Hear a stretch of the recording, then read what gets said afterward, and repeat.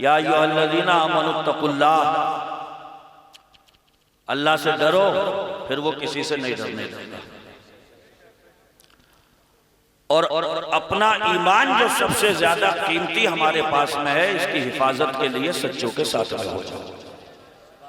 दो चीजें, ईमान बचाना है तो सच्चों के साथ लग जाइए, गौसे आजम के शहदाई बन जाइए, गरीब नवाज के नाम लेवा बन जाइए, साबिर कलियरी के फैज याफ्ता बन जाइए, दिल्ली के निजामुद्दीन के कदरदान बन जाइए।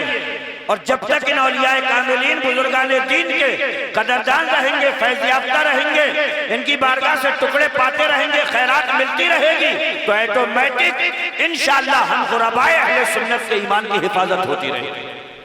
सुभान अल्लाह, जिंदाबाद।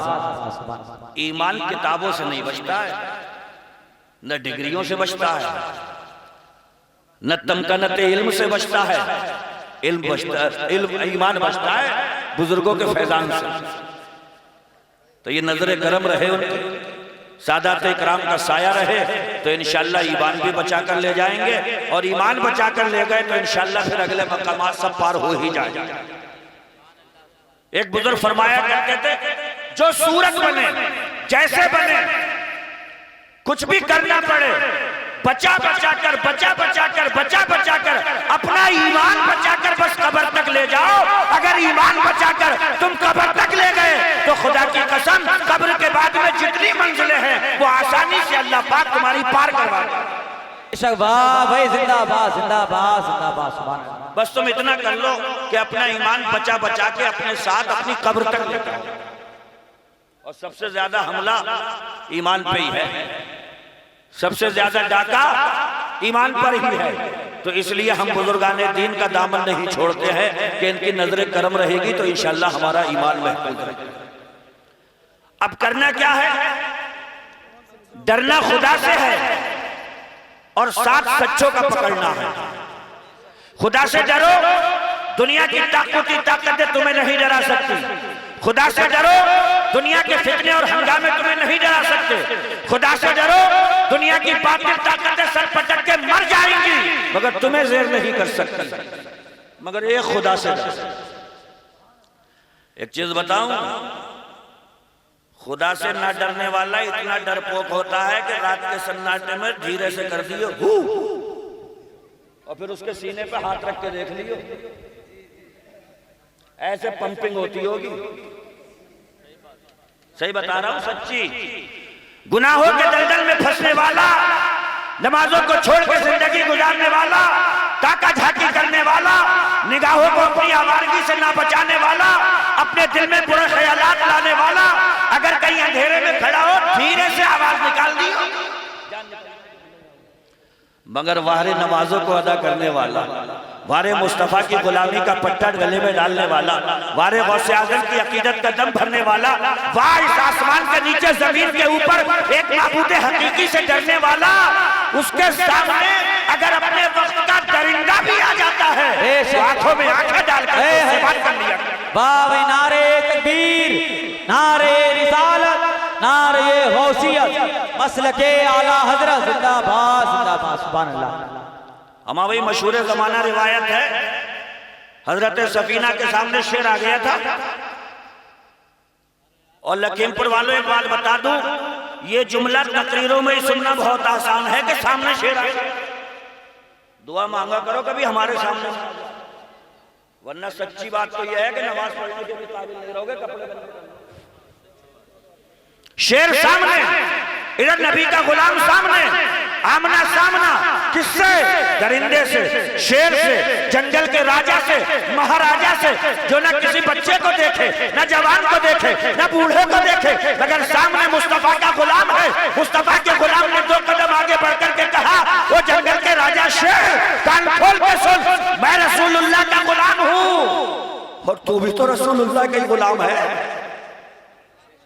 रिवायत में आता है, पेशानी रख दी तलवों पे, हजरत सफीना ने हाथ फेरा, कहा मैं काफिले से बिछड़ गया हूं, जुर्रत भी मत करना हाथ डालने की, टच भी मत करना मुझे। शेर आगे आगे, क़यादत कर रहा है। सफीना पीछे पीछे साथियों से मिले तो साथियों ने कहा सफीना ये तो कातिल है, और कातिल मुहाफिज कैसे, कातिल हिफाजत पे कैसे लग गया?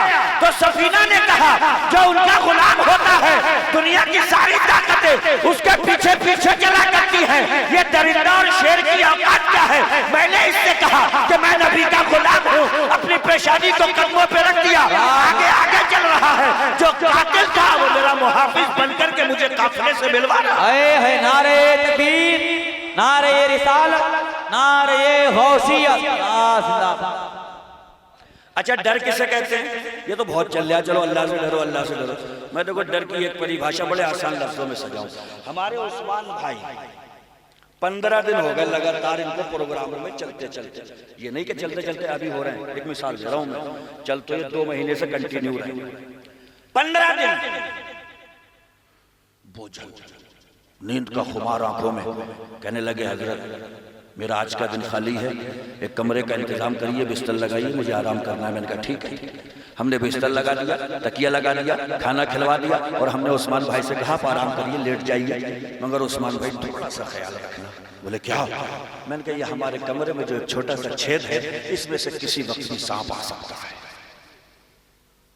15 दिन के जगह हैं उस्मान भाई, आंखों में नींद का खुमार है, बंदा सोने को तैयार है, लेकिन मेरी एक इतनी मामूली सी बात पर कि कमरे के सुराख से किसी भी वक्त सांप आ सकता है। कंडीशन बताऊं, आंखों में नींद आ रही, सांप सांप सो पाए पूरी रात, सो पाए? एक सांप के खौफ ने 15 दिन से जगे हुए बंदे की आंखों में नींद नहीं आने दी। तो अब अगर जिसके दिल में खौफ खुदा होगा तो नरम गद्दा, मोटा लिहाज, चौड़ा तकिया, क्या उसे फजर की नमाज में उठने के लिए रोक सकता है? बेशक। अगर खुदा का खौफ दिल में है तो ये सारी चीजें माने नहीं बन सकती, आज नहीं बन सकती, रोक नहीं सकती। मैं कहना यही चाहता हूँ कि जो खुदा से डरता है वो फजर में भी उठेगा, जोहर में भी पहुंचेगा, असर में भी पहुंचेगा। बड़ी छोटी सी बात कहकर के आप बात आगे बढ़ाऊंगा। उस्मान भाई को आपने बुलाया और ये जलसे में नहीं आए, नाराज हो जाओगे? यार दावत दी थी, इनवाइट किया था, बुलाया था, आए नहीं, सही नहीं है ये बात। एक जलसे में उस्मान भाई तुम्हारी दावत पर अगर नहीं आए तो लखीमपुर वालों तुम नाराज हो जाओ, और तुम्हारा खालिक हकीकी जो तुम्हें सांसें अता फरमा रहा है, रोजी तुम्हें दे रहा है, तुम्हें हर हर लम्हा तुम्हारी हिफाजत कर रहा है, उसका मुनादी 5 दिन ऐलान कर रहा है, आओ खुदा के दरबार में, आओ खुदा के दरबार में, आओ खुदा के दरबार में। उस्मान भाई एक बार तुम्हारा जलसा कैंसिल कर दे तो तुम नाराज हो जाओ, और तुम दिन में 5 बार में उसका घर जाना कैंसिल करते हो, तो सोचो वो कितना नाराज होता हो। बेशक। तो इसलिए उसे नाराज मत करो। और एक बात बताऊं, वो नाराज होता है ना तो किसी की भी गाड़ी में पंक्चर नहीं होता। तुम सोचो अरे अल्लाह उससे नाराज है तो उसकी गाड़ी में पंक्चर क्यों नहीं हो रहा? बिल्कुल भी नहीं हो रहा। तुम सोचो कि फुला से खुदा नाराज है और वो तो तुमंजिला बनवा रहा, बिल्कुल तुमंजिला भी बनवा रहा। आप सोचो कि अगर खुदा उससे नाराज है तो वो इतना कमा कैसे रहा? जब खुदा नाराज होता है ना तो गाड़ियां नहीं छीनता, वो बंगले नहीं गिराता, वो तुम्हारी कमाई में कोई पाबंदी नहीं लगाता, बस सजदों का शौक छीन लेता है, सजदों की लज्जत छीन लेता है, मस्जिदों में जाने का शौक छीन लेता है। और अगर ये शौक मिट रहा है, खत्म हो रहा है, तो लखीमपुर वालों साफ लफ्जों में कहकर के यहाँ से ये जाना चाहता हूँ, अगर सजदों का शौक खत्म हो गया, रुकू की तड़प खत्म हो गई, मस्जिदों का मिजाज तुमसे छिन गया, तो याद रखो तुम जमाने पे कितना भी छा जाओ मगर खुदा तुम्हारा तुमसे नाराज है। बेशक। नारे तकबीर, नारे रिसालत, नारे गौसियत, मसलके आला हजरत। बहाने सुनिए, नमाज़ें पढ़ी ना, क्या छींटे आ गई, तो छींटे आने के बाद तुम्हें सबसे आसान काम यही लगा कि नमाज छोड़ दो। एक काम और भी तो था, पहले एक काम और भी तो था, धो दो। एक काम और भी तो था, इमाम साहब से पूछ लो कि इतनी छींटों में हो जाएगी कि नहीं हो जाएगी, ये भी तो पूछ सकते थे। मगर सबसे बेहतरीन सूरत आपने कौन सी निकाली? छींटे आ गई थी, छोड़ दी।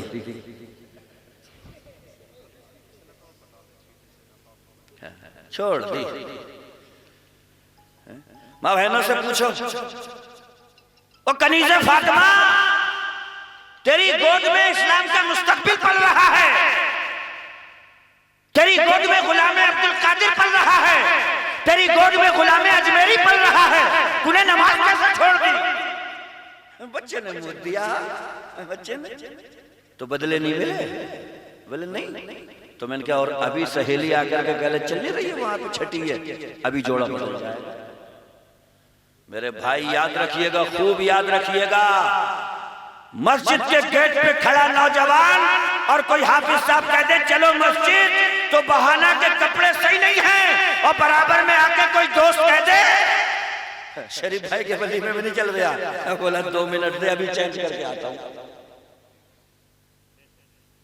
मतलब वो नाराज है, और वो नाराज होता है तो जिल्लत और रुसवाई के उस कुएं में उठा करके फेंकता है कि पूरी दुनिया अगर तुम्हें इज्जत देने पे तुल जाए, वो जलील कर दे तो कोई इज्जत नहीं दे सकता।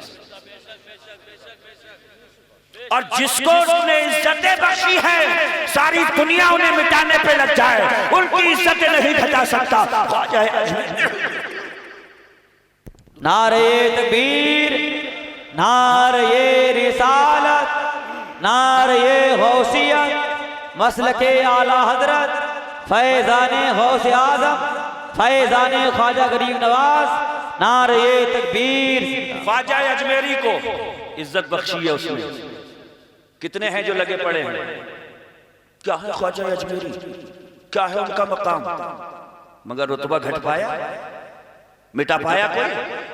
आज भी शहंशाह उत्तराखंड अलाउद्दीन साबिर कलियरी का रौजा जगमगा रहा है पूरी शान और शौकत के साथ में, हासिद सर पटक के मर जाए मगर साबिर कलियरी के दरबार की भीड़ कम नहीं होगी, इसलिए कि इज्जत खुदा ने दी है, और अब्दुल कादिर को भी इज्जत खुदा ने दी है, हमारे गौस को भी इज्जत खुदा ने दी है।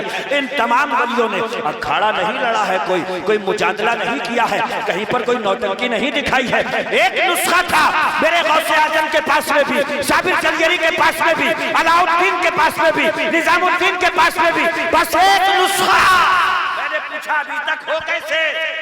यार हमें अपने परदादा की कब्र का नहीं पता, वो कहाँ बनी है, हम भूल गए अपने दादा की कब्र। कोई 12 साल से, 1200 साल से, कोई 700 साल से, कोई 800 साल से भारत में हुक्मरानी करने वाली ये कब्रें, न निशान मिटा, न कब्र मिटी, न फूल महंगे, न चादर महंगी। चादर भी चढ़ रही है, फूल भी चढ़ रहे हैं, कब्र भी नहीं भूले, निशान भी सबको याद है। क्या मतलब? एक नुस्खा था इनके पास में, फस्कुरूनी अस्कुरकुम। इनके मौला ने कहा था जब तक सांसें चले तुम हमें याद करना, सांसें जिस दिन बंद होंगी सारी दुनिया से कयामत तक हम तुम्हें याद करवाते रहेंगे। बेशक, सुभान अल्लाह, सुभान अल्लाह, सुभान अल्लाह। शहंशाह जिलान जिनकी बारगाह में खिलाज अकीदत पेश करने के लिए आप बैठे हैं, जानते हैं उनका मर्तबा क्या है? कोई भी ये चाहे कि मैं गौसे आजम का नाम ले लूं, उनका जिक्र कर लूं, उनका चर्चा कर लूं, हर एक को परमिशन ग्रांटेड नहीं है। वो जिसको चाहते हैं, वो जिसको चाहते हैं वो याद करता है, वो जिसको चाहते हैं उनके नाम की मजलिस वो सजाता है।